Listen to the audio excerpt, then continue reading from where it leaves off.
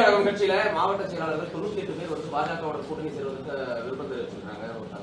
ஆனா தமிழக வெற்றி கழகத்தை பொறுத்த வரைக்கும் அந்த டிவிகேல இருக்கக்கூடிய பொதுச் செயலாளர் தலைவர்கள் அவங்க எது கூட்டம் நடத்துறாங்க அவங்கள தான் கேட்கணும். கருத்து என்ன கேட்டாங்க அவங்கள தான் கேட்கணும். அந்த கருத்துல அவங்களுடைய மாவட்ட செயலாளர்கள் என்ன சொல்லி இருக்கிறாங்க அவங்கள தான் கேட்கணும். இப்ப டிவிகே நடத்தக்கூடிய ஒரு கூட்டத்திற்கும் வீடியோ கான்பரன்ஸுக்கும் எப்படி நான் பதில் சொல்ல முடியுங்கன்னா, என்னை பொறுத்தவரை விஜய் அவர்களை பற்றி இதுவரை நான் பேசியிருக்கக்கூடிய கருத்திலிருந்து எந்த மாற்றமும் நான் மாத்திக்கல. நான் அப்படியே தாங்க நான் இருக்கேன். ஆனால் இன்னைக்கு ஒரு கூட்டணி வரணும் நடக்கணும் அப்படின்னு பத்திரிகை நண்பர்கள் நீங்க பேசுறீங்க.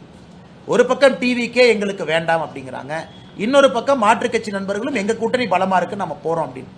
இன்னைக்கு புதிதாக எந்த ஒரு இன்ஃபர்மேஷன் இல்லைங்கன்னா புதிதாக சொல்வதற்கு அந்த கட்சிகிட்ட தான் நீங்க கேட்கணும். நீங்க மீட்டிங் நடத்துனீங்க, மீட்டிங்ல எதுக்காக கருத்து கேட்டீங்க, நீங்க கேட்ட கருத்து உண்மையா அப்படிங்கறக்கு அவங்க பதில் சொல்லணும்.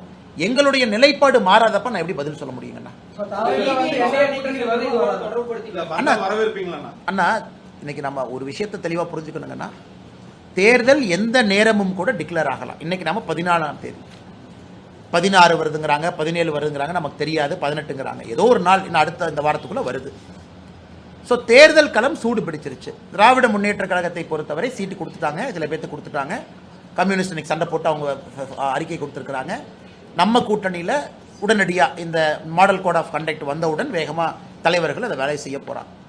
இன்னைக்கு எலெக்ஷன் மோட்டுக்கு எல்லாமே வந்துட்டாங்கண்ணா. அதனால் இன்னைக்கு என்னுடைய கருத்து, எங்கள் கூட்டணி பலமாக இருக்கு. தேசிய ஜனநாயக கூட்டணி இன்னைக்கு பலமாக இருக்கு. யாரையும் எதிர்பார்த்து இந்த கூட்டணி இல்லை.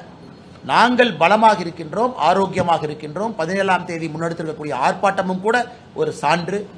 3 முறை பிரதமர் அவர்கள் வந்துட்டு போயிட்டாங்க தமிழ்நாட்டுக்கு தேர்தல் களத்துக்காக.